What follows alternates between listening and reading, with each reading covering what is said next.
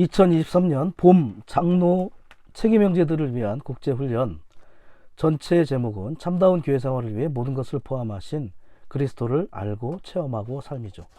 그리고 메시지 4번의 제목입니다. 참다운 교회 생활 안에서 그리스도를 확대하도록 그리스도를 우리의 생활로 취하고 신성한 영광 안에서의 우리의 하나를 위해 자아를 처리함입니다. 두 가지 목적을 제목에서 제시를 하고 있죠. 첫 번째는 확대입니다. 그리스도를 확대하는 것. 그리고 두 번째는 우리의 하나, 몸 안에서의 하나입니다. 그리스도를 확대하기 위해서는 그리스도를 우리의 생활로 취하는 이러한 부분에 중요성이 있습니다. 그리고 하나를 위해서는 자아를 처리하는 것이 필요하다는 거죠. 그래서 두 가지 목적 그리고 두 가지의 대비를 이 제목에서 보여주고 있다고 볼 수 있겠습니다. 빌립보서에서 가장 중요한 두 구절을 든다면 1장 20절과 21절입니다. 20절은 주로 그리스도께서 바울의 몸에서 확대되는 것을 강조하고 있죠. 그리고 21절에서는 바울의 삶이 그리스도 그분 자신이라는 것을 강조하고 있습니다. 그래서 확대와 그리고 그리스도가 확대되는 것, 그리고 두 번째 그리스도를 살아내는 것을 이 빌립보서에서 가장 중요하게 여기고 있다고 우리는 볼 수 있겠습니다. 로마서 1번입니다. 왜냐하면 여러분의 간구와 예수 그리스도의 영의 넘치는 공급으로 이러한 일이 결국에는 나를 구원에 이르게 할 것을 나는 알기 때문입니다. 나의 간절한 기대와 소망은 어떤 일에서도 부끄러움을 당하지 않고 항상 그러하였듯이 지금도 매사에 담대하여 살든지 죽든지 내 몸에서 그리스도께서 확대되시도록 하는 것입니다. 왜냐하면 나에게 있어서의 삶은 그리스도이고. 자, 여기까지죠. 아주 중요한 그 빌립보서에서 가장 중요한 두 구절이 여기에 포함되어 있습니다. 바울의 주된 부담이라고 볼 수 있겠죠. 빌립보서 안에서. 자, 여기서 첫 번째 왜냐하면이 들어간 이유는 18절에서 바울은 자신을 반대하던 사람들, 주로 유대교에 있었던 그러한 신자들이 그리스도를 가식으로 전파하는 것조차 그는 기뻐했다고 말합니다. 그것은 무엇을 말하냐면 그가 환경과 상황이 어떠하든지 여전히 기쁨을 유지하고 있었다는 것을 말하는 거죠. 이러한 비결을 19절과 21절까지 해서 자세하게 설명을 해주고 있는 것입니다. 그러한 것들이 이제 A번에서부터 나열을 하고 있는데요. A번은 아주 중요한 단어가 구원이라는 단어입니다. 그리스도를 확대하도록 그리스도를 사는 것은 그리스도의 생명 안에서의 구원에 참여하는 것이다. 이 생명 안에서 우리는 그리스도를 살지 못한 실패와 그리스도를 확대하지 못한 패배에서 구원받는다. 이 구원이라는 것의 설명이 B번에 나오는데 빌립보서 1장 19절에 이 구원은 그리스도를 살고 확대하도록 격려받고 강화되는 것을 의미한다고 말하고 있습니다. 이것이 바로 바울에게 있었던 구원이죠. 이러한 구원으로 말미암아 바울은 어떠한 일에서도 자신이 부끄럽다고 느끼지 않았다는 것입니다. 그리고 어떠한 일에서도 부끄러움을 전혀 당하지 않을 수 있었던 것은 바로 이러한 구원에 참여했기 때문이죠. 그 구원은 뭐냐면 B번에서 얘기하는 것처럼 그리스도를 살고 확대하도록 격려받고 강화되는 것을 말해주고 있습니다. 자, 이러한 구원이 어디에 있냐면 B번의 마지막 부분에 공급이라는 단어가 중요하죠. 공급이 있어야만 구원이 일어난다는 것입니다. 이 공급은 어떤 공급이라고 얘기하냐면 예수 그리스도의 영에 넘치는 공급이라고 얘기하죠. 예수는 인성의 방면을 강조합니다. 그리스도는 신성의 방면이죠. 그렇기 때문에 이 영은 바로 인성과 신성이 연합된 바로 죽음과 부활이 포함된 복합적인 영의 기름 바름을 가리키는 것입니다. 이러한 아주 복합적인 영의 신성한 기름 바름이 있었기 때문에 그러한 공급을 통해서 바울은 그리스도를 살고 확대할 수 있도록 격려받고 강화될 수 있었다는 것을 강조하고 있는 거죠. 10번에서는 이 공급이 어디서 오냐면 바로 몸인 교회의 공급이라고 얘기하고 있습니다. 그런데 이 몸인 교회의 공급은 어떻게 이루어집니까? 첫 줄에 나오는 것처럼 여러분의 간구, 바로 몸의 지체들의 중보 기도가 있었기 때문에 그는 이러한 몸인 교회의 공급, 예수 그리스도의 영에 넘치는 공급을 받을 수 있었다는 거죠. 그래서 바울은 비록 그가 감옥에 있었지만 여전히 몸에서 고립되지도 않고 몸의 공급에서도 끊이지 않았다는 것을 말해주고 있습니다. 우리가 이러한 예수 그리스도의 영의 넘치는 공급을 받기 위해서는 반드시 몸 안에 있어야 하고 몸 안에서 고립되지 말아야 한다는 것을 강조해주고 있는 거죠. D번에서의 중요한 단어는 충만입니다. 결국 이러한 공급이 우리를 충만하게 만드는 거죠. 바울이 구원을 체험한 열쇠는 예수 그리스도의 영의 넘치는 공급이었다. 우리가 모든 것을 포함하시고 넘치는 공급을 해주시는 예수 그리스도의 영을 누리고 그분으로 충만할 때, 결국은 공급을 누릴 때 충만하게 되죠. 내적인 충만. 그리스도는 확대되셔서 우리의 표현이 되신다.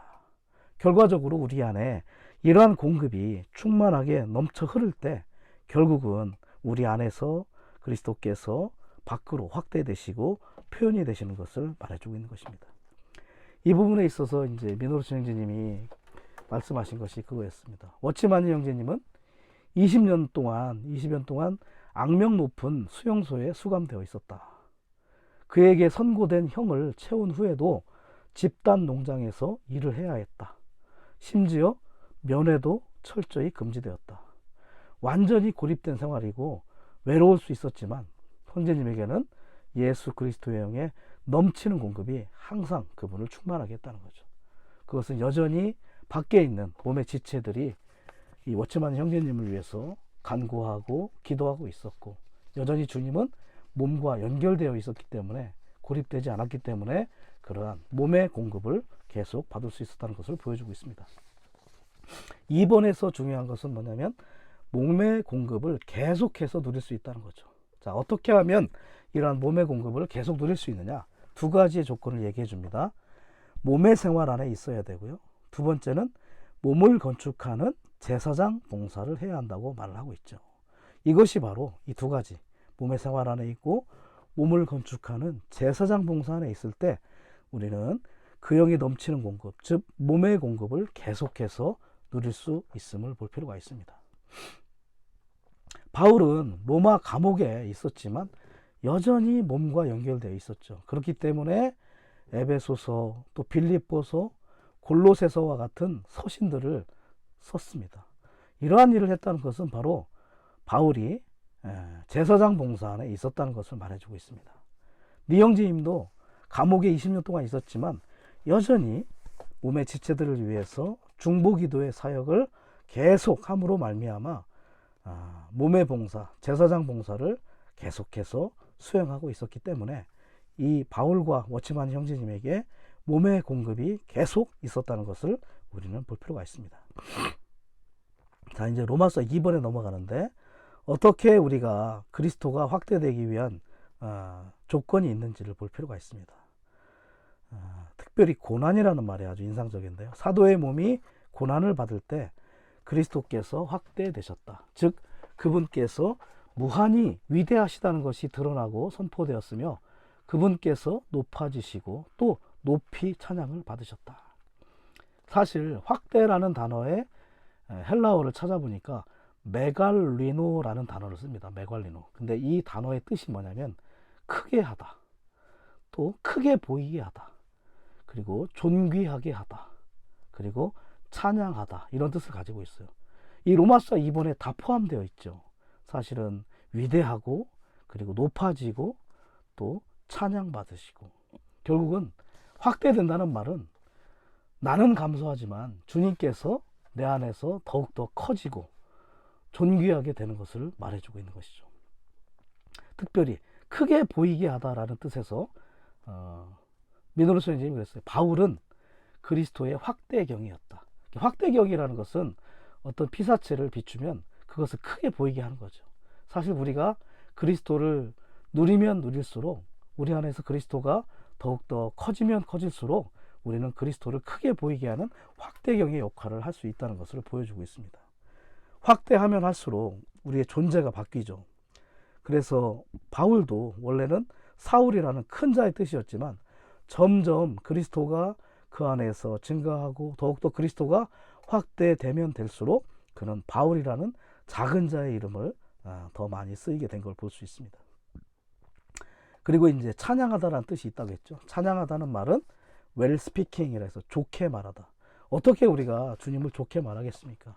이러한 몸의 공급, 예수 그리스도의 영의 넘치는 공급으로 충만하게 될 때 우리는 외적인 환경이 어떠하든지 우리는 그분을 찬양하고 높이고 그분을 위대하게 보이게 할 수 있습니다.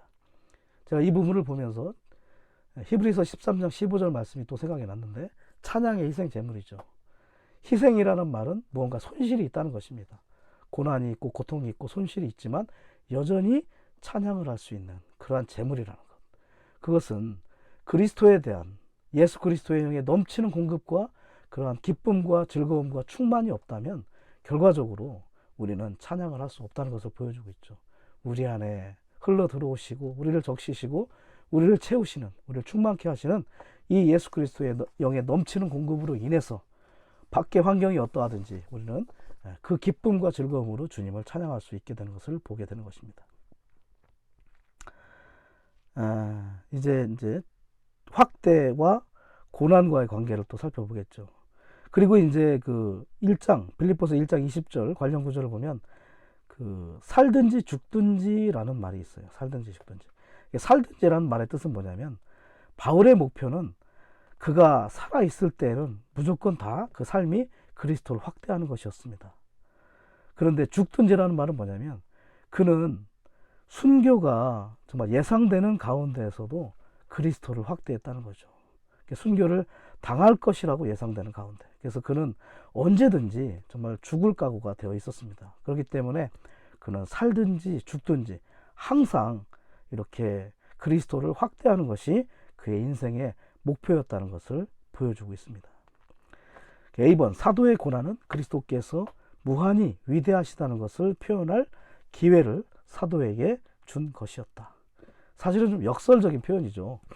고난이 바로 그리스도를 확대하는 그러한 비결이라는 것. 사실은 이제 영적인 일들은 사람들의 이해를 초월하는 경우가 많습니다. 이렇게 고난이 그리스도를 위대하시게 할 수 있는, 확대할 수 있는 기회를 준다고 해서 우리가 고난을 자처할 필요는 없죠. 니영진님은 그렇게 말씀하셨어요. 고난을 받을 준비가 되어 있어야 하지만 고난을 달라고 주님께 기도할 필요는 없다. 왜냐하면 하나님께서 우리에게 때에 따라 알맞은 고난을 안배하시기 때문에 굳이 고난을 달라고 기도할 필요는 없다는 거죠. 그래서 우리는 그렇지만 늘 고난을 받을 준비는 하고 있어야 된다는 것을 보여주고 있습니다.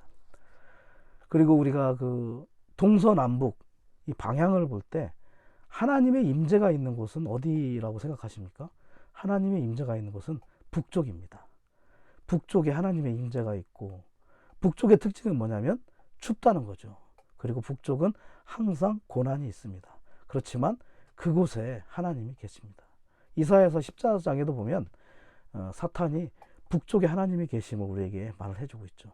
남쪽은 따뜻하고 풍족하고 평안하지만 그곳은 하나님의 임재가 없는 세상의 비유가 되고 있죠. 창세기에 아브라함을 볼 때 그가 기근이 왔을 때 남방으로 이집트 남쪽으로 내려갔을 때 많은 문제가 생긴 것을 볼 수 있습니다. 북쪽은 올라가는 거죠. 남쪽은 내려가는 것입니다. 그렇기 때문에 북쪽은 보좌가 있는 하늘을 향하는 것이고 남쪽은 땅을 향해 내려가는 것임을 우리가 알 필요가 있죠.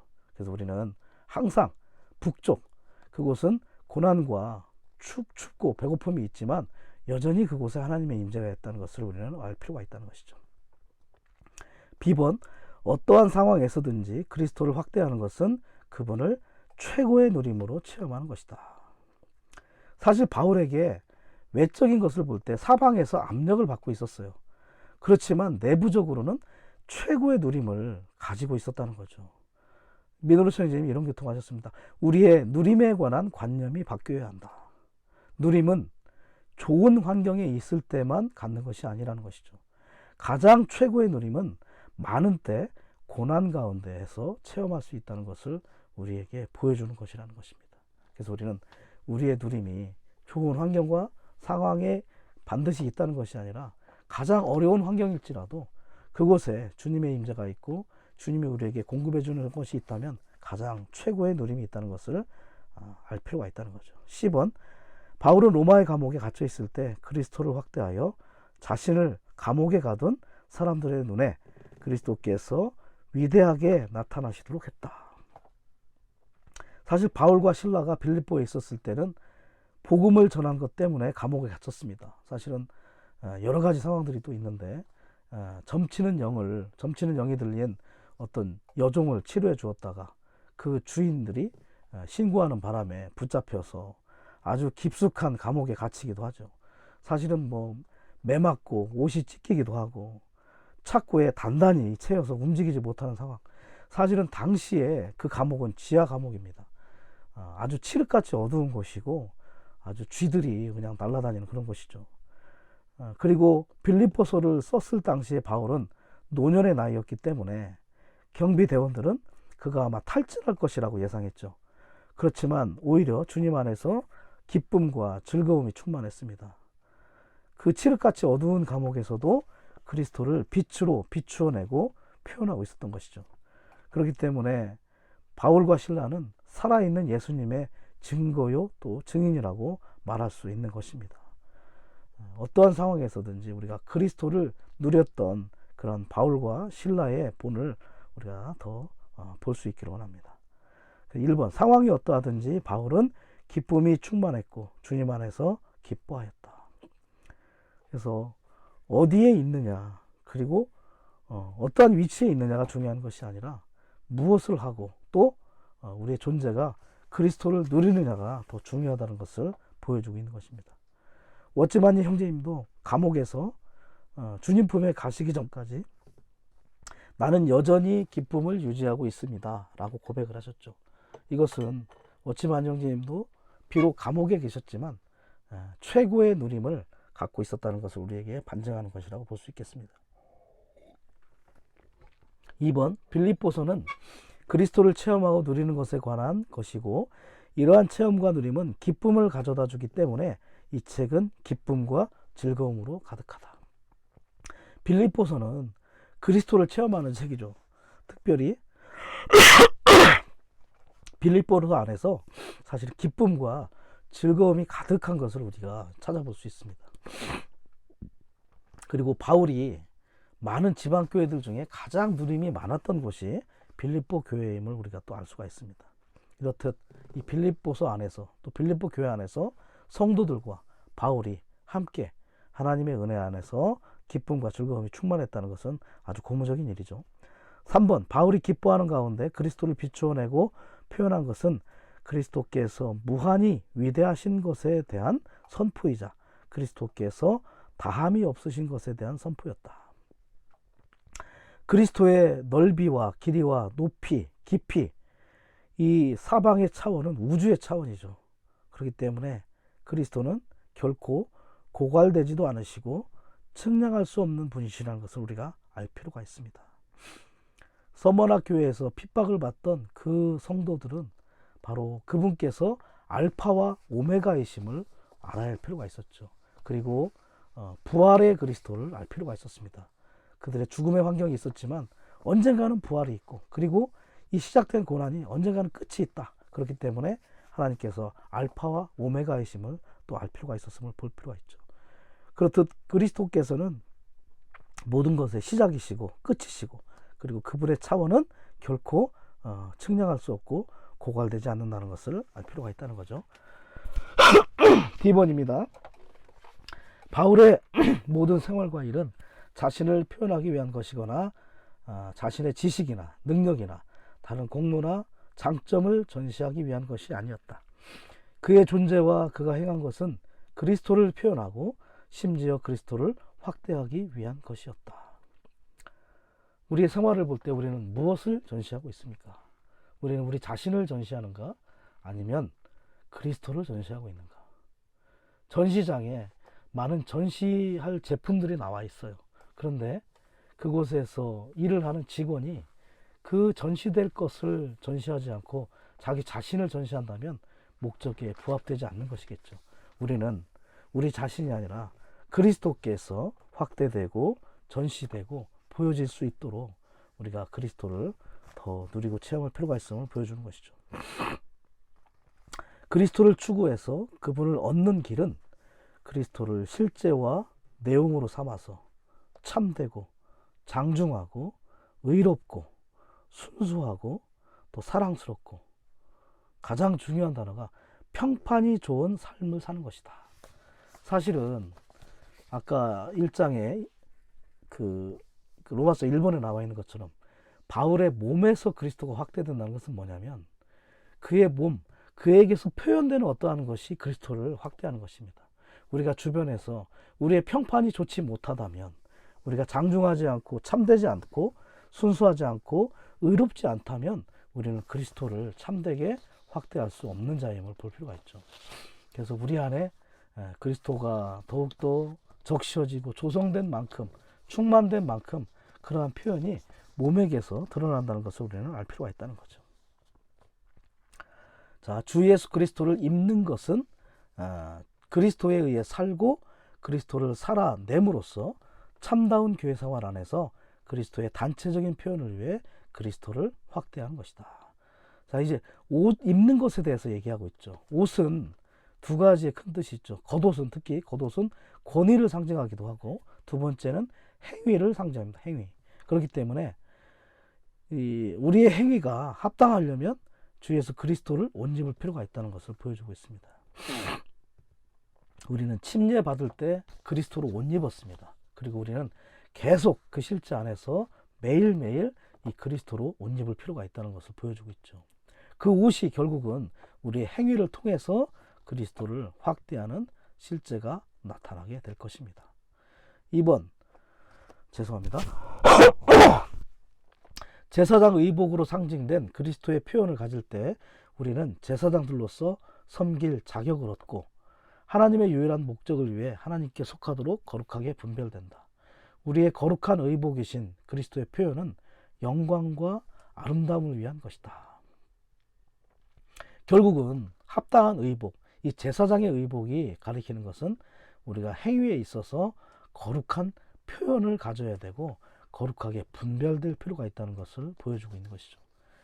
A번과 B번, C번은 이제 제사장 의복의 특징들을 보여주고 있는데, A번은 영광을 상징하는 신성한 속성들, 바로 금이 있죠. 이 제사장 의복에는 금이 있습니다. 그렇기 때문에 금으로 예표된 신성한 속성들을 말하는 것이죠. 그리고 두 번째, 아름다움이라는 인간의 미덕들은 바로 청색실, 자주색실, 그 다음에 진홍색실, 세마포로 예표된 그런 인간 미덕들을 상징해 주고 있는 것입니다. 그래서 이러한 금과 청색실, 자주색실, 진홍색실, 세마포가 함께 섞이듯이 영광과 아름다움이 서로 섞이고 짜이고 연결되어 아주 특별한 의복이 만들어지는 것을 보여주고 있습니다. 그렇기 때문에 이 제사장의 의복의 특징은 신성하지만 아주 인간적인 미덕이 표현되는 그러한 나타남이 있다는 것을 보여주고 있죠. 그래서 우리는 신성하기만 해서는 안 된다는 거죠. 우리는 아주 인간적인 사람이어야 합니다. 그래서 우리는 예수의 인성을 아주 본받을 필요가 있습니다. 우는 자와 함께 울어주고 또 기뻐하는 자와 함께 기뻐할 줄 아는 그러한 감정적인 사람이 될 필요가 있죠. 그래서 그리스도인은 아주 감정적인 사람이라고 했습니다. 합당한 감정적인 사람. 감정이 없어서도 안 되겠죠.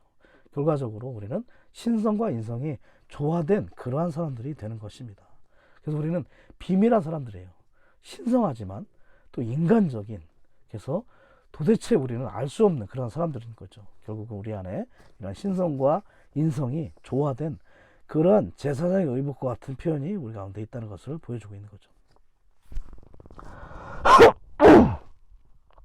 우리는 우리의 표준이 무엇인지를 깨달아야 합니다. 우리에게 능력 주시는 그리스도를 우리의 삶의 비결로 삼고 신성한 속성들과 인간 미덕들을 살아내고 합당한 인간 생활을 통해서 그리스도를 확대하는 그러한 삶을 살 필요가 있는 거죠. 그래서 우리는 우리의 생활을 다른 이들이 볼 때 아주 가장 참된 사람이라, 아주 참된 그러한 인성을 가진 사람들이다 라고 이렇게 보일 필요가 있다는 것이죠. 미덕들은 장갑과 같습니다. 장갑. 그리고 주님은 바로 장갑을 채우는 손과 같죠. 그렇기 때문에 장갑이 그리스도를 채울 때, 우리의 미덕이 그리스도를 채울 때 우리 안에서 합당한 신성과 인성이 연합된 제사장의 의복이 합당하게 표현되는 거죠. 그럴 때 우리는 이러한 영광이 표현될 때 제사장 체계로 함께 건축된다. 사실은 베드로전서 2장 5절에 이 제사장 체계의 건축을 거룩한 제사장 체계라고 했습니다. 이 제사장 체계에서의 강조점은 뭐냐면 거룩함이죠. 결국은 이 영적인 집은 아주 거룩한 제사장 체계로 완성된다는 것을 보여주고 있습니다. 바로 우리의 모든 외적인 행위들이 합당하고 거룩하게 분별될 수 있도록 우리는 신성한 속성들이 인성의 미덕을 통해 합당하게 표현되는 그런 생활을 살 필요가 있다는 거죠. 자, 우리는 모든 것을 하나님의 영광을 위하여 하는 사람들이 되어야 한다. 그럴 때 우리는 우리의 몸으로 하나님을 영광스럽게 할 수 있다. 우리의 몸으로 하나님을 영광스럽게 하는 것은 우리 안에 거하시는 하나님께서 우리의 몸을 점유하시고 적시시며 우리의 몸을 통해 그분 자신을 표현하시도록 허락해 드리는 것이다. 결과적으로 우리 영 안에서부터 우리 혼으로 정말 하나님, 삼위일 하나님이 예수 그리스도의 영에 넘치는 공급이 퍼지고 우리의 몸을 적심으로 말미암아 우리의 온 존재가 하나님의 영광을 위해 사는 그러한 자들이 될 필요가 있다는 거죠. 워치만 형제님이 기차 여행을 할 때 그 기차 여행 중에 마작을 하는 사람들이 있었다고 하죠. 그들이 니 형제님에게 함께 마작을 하자고 권유를 했습니다. 그럴 때 니 형제님이 그렇게 얘기했답니다. 나는 그러한 마작에 드릴 수 있는 손과 발이 없습니다. 내 손과 발은 오로지 하나님을 위해서만 드릴 수 있습니다. 그는 정말 그의 온 존재가 하나님을 위해, 영광을 위해서 쓰여지기를 원했던 그런 갈망을 보여주는 거죠. 우리는 이러한 방면 안에서 우리의 온 존재가 정말 그리스도를 확대하고 표현하고 그리스도가 우리 안에서 신성한 방면에서 인간의 미덕을 통해 표현되는 실제를 사는 것을 우리의 목표로 삼기를 원합니다. 3번입니다. 로마서 3번. 우리가 그리스도를 삶으로 그분의 표현을 위해 우리의 몸으로 그분을 확대한다면 우리는 성도들이 생명의 자라고 주님을 누릴 수 있게 하는 강력한 요인들, 곧 공급의 통로들이 될 것이다.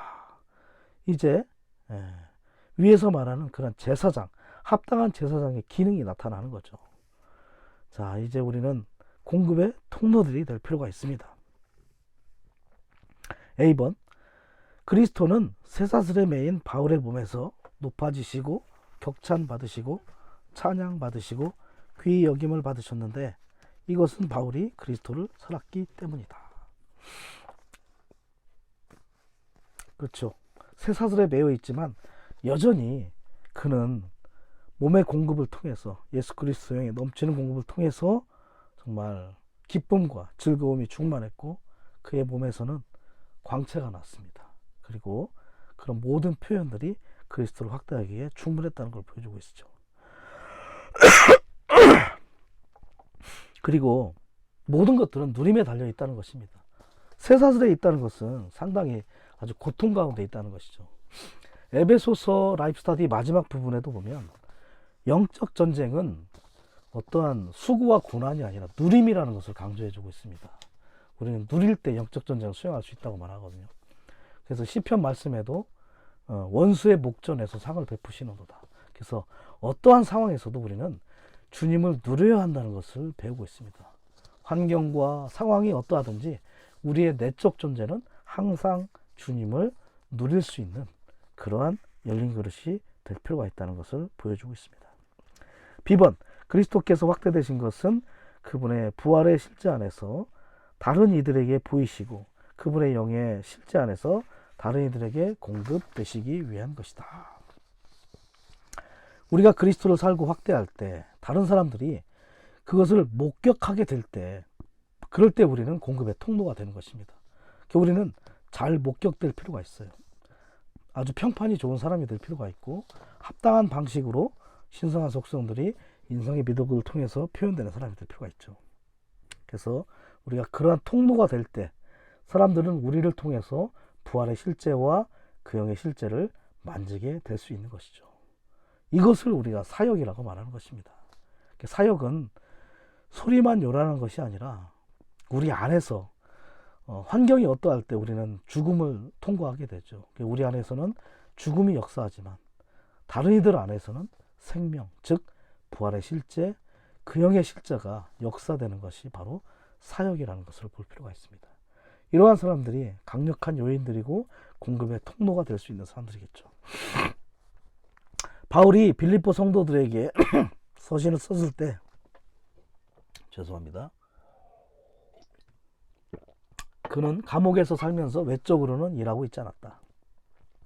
그러므로 그가 언급한 나의 일의 열매는 그의 일이 사실상 그의 생활이었다는 것을 가리킨다. 사실은 생활과 일이 하나 되어야 할 필요가 있죠. 생활 따로 일 따로가 아닙니다. 찬송가 655장 1절 가사인데요. 목 상태가 좋으면 한번 불러드리겠지만 그냥 가사만 선포하겠습니다. 생명이 흘러나가야 참다운 봉사이니 생활과 일 하나 되어야 참 열매 맺게 되네. 사실은 생명이 흘러나갈 수 있도록 우리는 우리의 생활과 일이 하나 될 필요가 있습니다. 그럴 때 우리 안에 참된 열매가 있겠죠.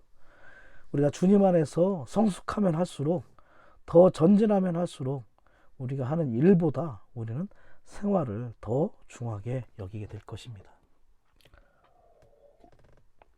1번, 이 일의 열매는 그가 살아내고 확대하고 공급하고 다른 이들 안에 옮겨부은 그리스도였다. 2번, 이 일의 열매는 바울이 감옥에서 생활한 것의 산물이자 결과였다. 사실은 살아내느냐가 중요한 것입니다. 감옥에 있냐 밖에 있냐 안락한 생활 가운데 있냐가 중요한 것이 아니라 어디에 있든 우리가 그리스도를 살아내느냐가 중요하다는 것을 보여주고 있는 거죠. 세상에도 이런 말이 있습니다. 어리석은 자는 환경을 자신에게 맞추려 하고 지혜로운 자는 자신을 환경에 맞춘다. 사실은 우리는 우리 자신을 환경에 맞추는 것이 아니라 그리스도를 누림으로 그 환경에 영향을 받지 않는 거죠.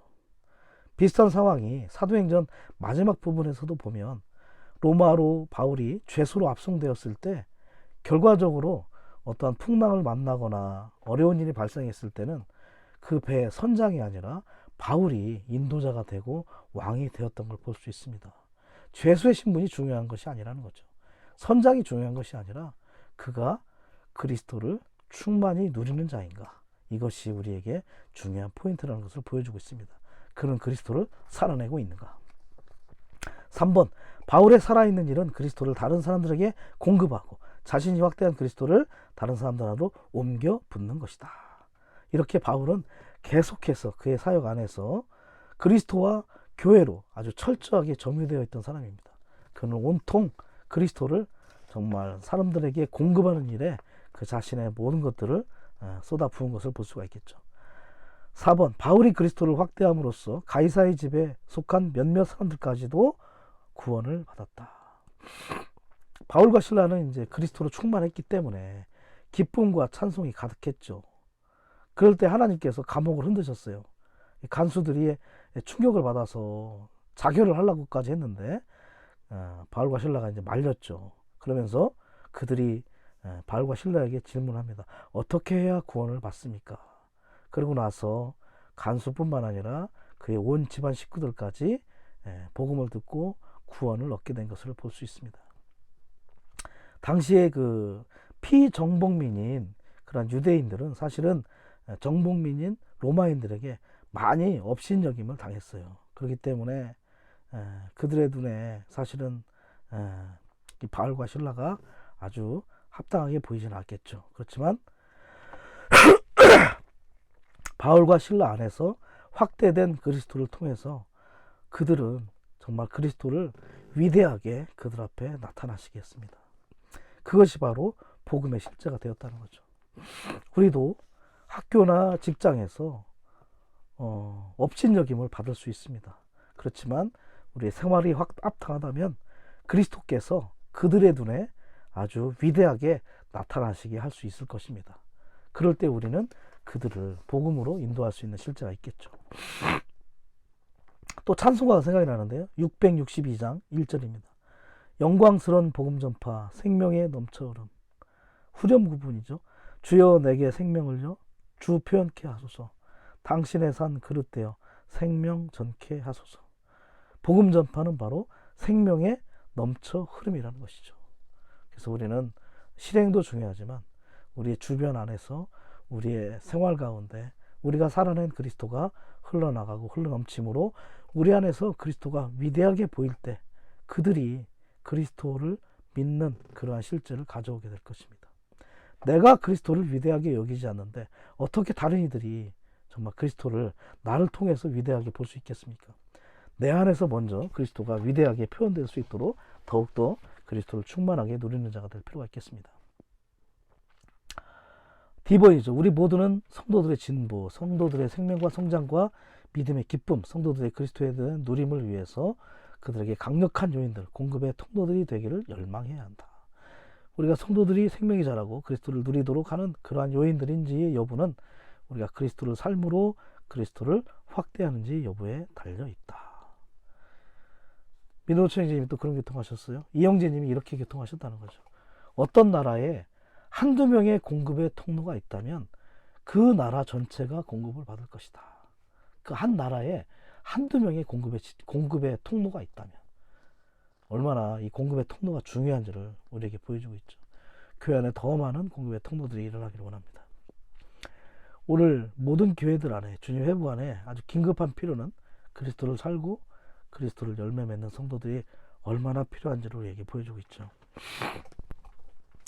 이런 걸 볼 때 사역의 본질은 어떤 사역이라는 것은 어떤 따라야 하는 권위의 문제가 아니라 그리스도를 살고 확대하고 공급하는 것임을 볼 필요가 있습니다. 공급이 바로 권위이죠.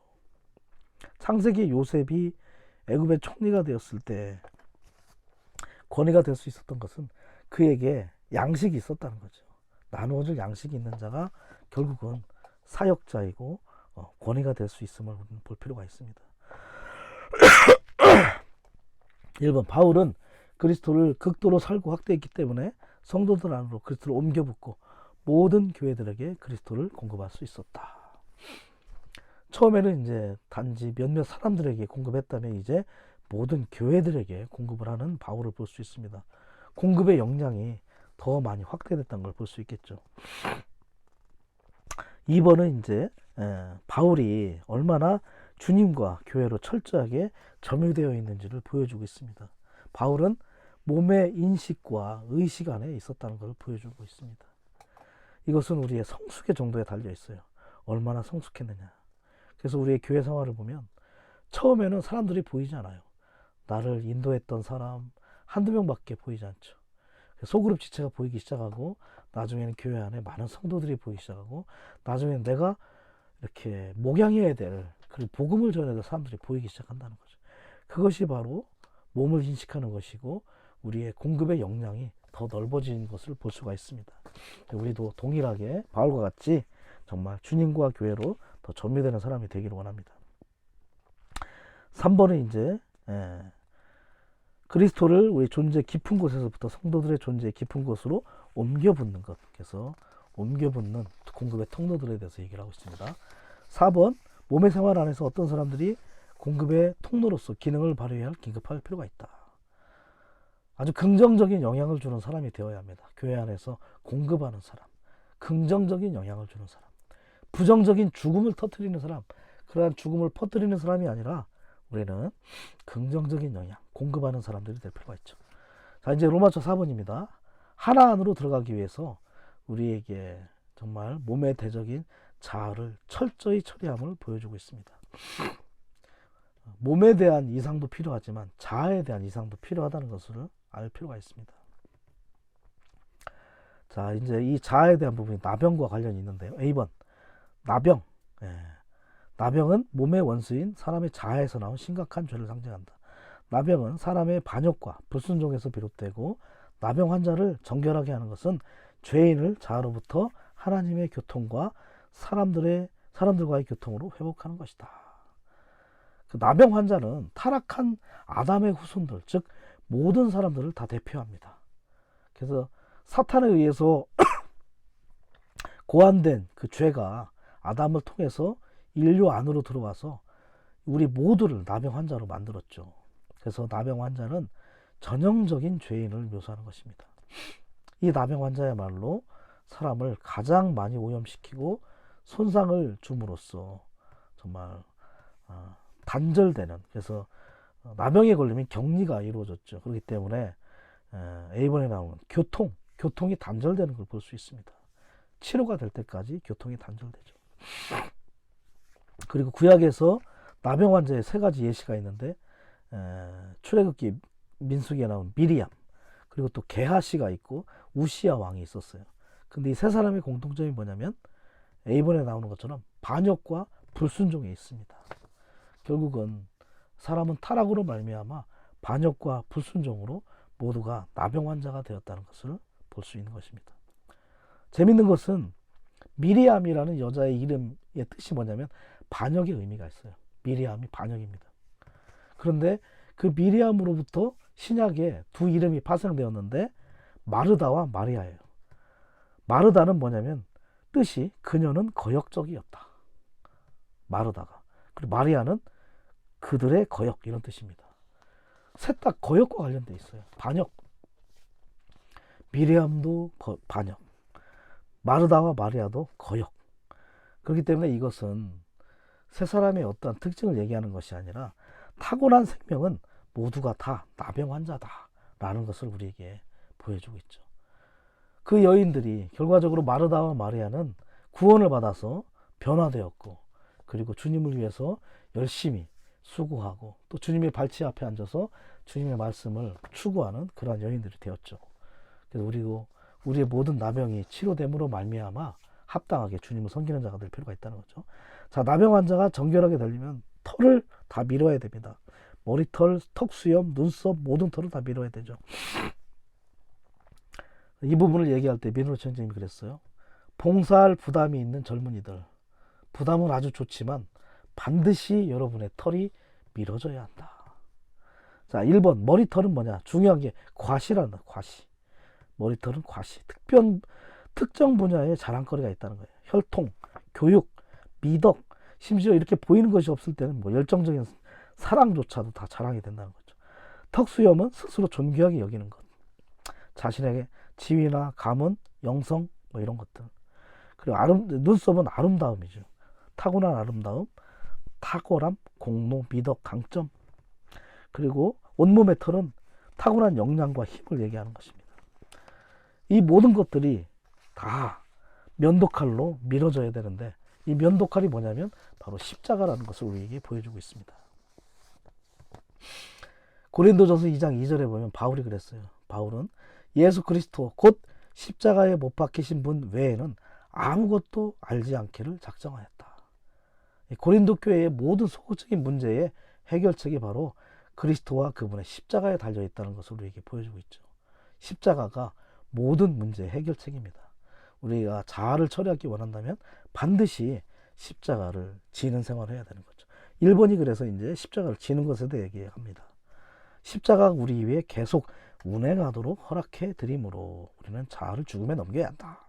십자가가 어디에 있냐면 우리의 영 안에 있죠. 연합된 영 안에 십자가가 있습니다. 그래서 우리는 계속해서 영 안에 들어갈 필요가 있습니다. 두 번째, 교회 입구에 있습니다. 그래서 우리가 교회 안에서 출입할 때마다 우리는 십자가의 통제를 받을 필요가 있죠. 그래서 예배당 지붕 꼭대기에 십자가 있는 것은 아무 소용이 없습니다. 야경만 아주 좋죠. 반드시 십자가는 교회 입구 안에 있습니다. 그렇기 때문에 우리가 교회 생활을 할 때 십자가를 통하여 출입할 필요가 있죠. 그리고 우리는 순간순간 영 안에 들어가서 십자가를 체험할 필요가 있다는 것입니다. 우리가 이러한 십자가 안에서 매일 두 가지를 해야 되는데 회개와 자백하는 생활을 해야 한다. 우리의 교회 생활, 우리의 가정 생활, 결혼 생활에서 지체들에게 또 배우자에게 잘못한 것이 있다면 인정하고 또 용서를 구해야 하는 것입니다. 이런 말을 사역의 말씀에서 합니다. 회개와 자백이 없는 날은 좋은 날이 아니다. 그래서 우리는 어떤 날도 회개와 자백이 없는 날이 있어서는 안 된다는 거죠. 손을 자주 씻는 것과 같이 우리는 자주 자백하고 회개할 필요가 있다. 우리는 십자가 아래서 이러한 상황들이 더욱더 우리 가운데 실제가 될 필요가 있는 거죠. 2번은 십자가는 종결의를 의미한다는 것을 보여주고 있습니다. 그리고 3번, 자 이제 합당한 처방전, 이러한 자아를 처리하는 아주 약재를 우리에게 제시를 해주죠. 복합된 영, 관윤을 만드는 그러한 향품 안에 두 가지를 얘기해주고 있는데, 죽음에 관한 두 가지죠. 그리스도의 죽음은 모략, 육계는 그리스도의 죽음의 달콤함과 효능을 얘기해주고 있습니다. 모략과 육계는 특별히 부패 방지와 치료제로 사용이 되었어요, 당시에. 왜 부패 방지가 필요하느냐? 사람이 타락한 이후에 영은 기능이 죽어버렸고 혼은 부패해버렸습니다. 그래서 혼이 부패한 이후에 혼생명, 인격은 혼생명, 그리고 자아의 표현이 있게 되었죠. 몸은 변질이 되었어요. 그렇기 때문에 부패한 혼을 위해서 부패 방지와 치료제인 바로 모략과 육계가 필요하다는 것을 우리에게 보여주고 있습니다. 그렇기 때문에 십자가가 결국은 영 안에 있다는 거죠. 이 죽음에 관한 두 가지의 이 처방이 결과적으로는 이 복합된 영 안에 있기 때문에 우리는 반드시 영 안에 들어갈 필요가 있음을 보여주고 있습니다. 그리고 D번입니다. 이제 찬송가 866장을 얘기하는데, 영을 사용할 때 우리는 자아에서 해방될 수 있다. 반드시 영과 혼이 분리되는 체험을 할 필요가 있죠. 히브리서 4장 12절 말씀처럼 좌우의 양날선 검, 레마의 말씀을 우리가 계속해서 기도로 읽음으로 우리는 우리의 혼이 영으로부터 분리되는 체험도 필요하다는 걸 보여주고 있습니다. 2번, 나는 날마다 죽습니다 라고 말한 바울의 본을 따라야 한다. 우리가 매일 자신을 향해 죽을 때 우리는 우리의 영광을 위해 자신을 전파하지 않고, 자신을 전파하는 건 기독교입니다. 기독교는 자신을 전파하죠. 주님의 신성한 영광을 위해 주님을 위해 산다. 이것이 바로 주의 회복인 것입니다. 더 나아가 참되운 교회 생활 안에서 그리스도께서 그분의 영광을 위해 우리의 마음에 거처를 정하시는 동안 우리는 변화를 받으며 영광에서 영광에 이르게 된다. 마음의 거처를 정한다. 마음은 양심, 그리고 혼에 해당되는 생각, 감정, 의지가 있죠. 양심은 에베소서 6장의 전투 장비 중에 의의 가슴바지에 해당이 됩니다. 우리는 꺼리낌이 없는 양심, 담대한 양심, 의가 충만한 그런 양심을 가져야 할 필요가 있죠. 그리고 생각은 맑음으로 충만해야 하고, 감정은 하나님을 사랑하는 사랑으로 충만해야 됩니다. 의지는 강하고 능력으로 충만하고 하나님의 의지가 집행되는 그러한 의지가 되어야 되죠. 우리가 그분께서 우리의 마음에 거처를 정하시면 정할수록 우리의 양심, 생각, 감정, 의지가 이러한 합당한 변화의 과정을 거친다는 것을 보여주고 있습니다. 특별히 영광에서 영광에 이른다. 그래서 고린도후서 3장 18절의 말씀에서 이러한 말을 썼는데요. 사실은 우리는 계속해서 이 영광의 단계 안에 있죠. 거듭났을 때 우리는 영이 영광스럽게 되었습니다. 그리고 우리는 변화의 과정 안에서 혼이 지금 영광스럽게 되어가고 있죠. 그리고 변형이 얘기하는 것은 결국 우리의 몸이 영광스럽게 되는 최종의 단계를 맞게 된다는 것을 보여주고 있습니다. 그래서 우리는 한 단계 한 단계 계속해서 영광스럽게 되어가고 있음을 보여주고 있는 것입니다. 예전에 이제 영화롭게 됨이라는 단어도 썼어요. 근데 이제 최근에는 영광스럽게 됨이라는 단어로 다 이제 바꿔 쓰죠. 영화롭게 됨이라는 것은 결과만을 얘기합니다. 만약에 카네이션 꽃이 씨를 땅에 심어서 자라고 비바람도 맞고 이렇게 점점 자라서 꽃이 피는 그런 단계를 볼 때 꽃이 피운 단계만 보여주면 영화롭게 됨이죠. 그렇지만 영광스럽게 되면 씨가 땅에 심겨지는 것으로부터 점점 자라고 비바람에 맞는 풍랑을 맞는 것까지 이 모든 것들의 과정이 다 포함된 것이 바로 영광스럽게 됨이죠. 그렇기 때문에 이 영광의 단계 안에서는 계속해서 변화의 과정이 있습니다. 그리고 이 영광스럽게 됨의 단계, 변화의 단계는 바로 고린도후서 3장 18절에 주 영에 의해서 된다고 말하고 있죠. 바로 주 영은 주자가 들어가면 항상 승천 안에 계신 그리스도를 얘기합니다. 승천 안에 계신 그리스도로서 새 언약을 집행하시는 그리스도가 계속해서 우리를 한 단계 한 단계 변화시키시고 영광의 단계로 인도하시는 걸 볼 수 있죠. 자, F번 마지막입니다. 하나님을 영광스럽게 하는 것이 우리의 생활과 봉사의 목적이다. 우리가 하나님께 드릴 수 있는 최고의 생활과 봉사는 하나님의 단체적인 표현을 위해 모든 것을 하나님의 영광을 위해 하는 것이다. 영광이라는 것은 하나님이 표현된 거죠. 아니면 표현된 하나님. 그래서 우리에게 이 하나님에 대한 표현이 나타날 필요가 있습니다. 결과적으로 첫 번째 방면에서 확대를 얘기할 때 바울이 자신의 몸에서 사실은 확대된다고 말할 때 결과적으로 그의 온 존재가 영광, 하나님의 영광을 표현하고 있음을 보여주고 있는 것입니다. 우리의 영과 혼과 몸이 하나님으로 적셔지고 충만케 되고 흘러 넘침이 되는 것, 이것이 바로 영광스럽게 되는 거죠. 그래서 바울은 그랬습니다. 먹을 때에도 이런저런 말을 할 때에도 하나님의 영광을 위해서 모든 것을 하라고 했습니다. 그래서 우리는 모든 방면 안에서 하나님의 영광이 표현될 수 있도록 우리 자신이 계속해서 이러한 공급 안에 있고 더욱더 하나님의 그러한 충만에 이르도록 그러한 실제가 우리 가운데 더 있기를 원합니다. 주님을 찬양합니다. 아멘.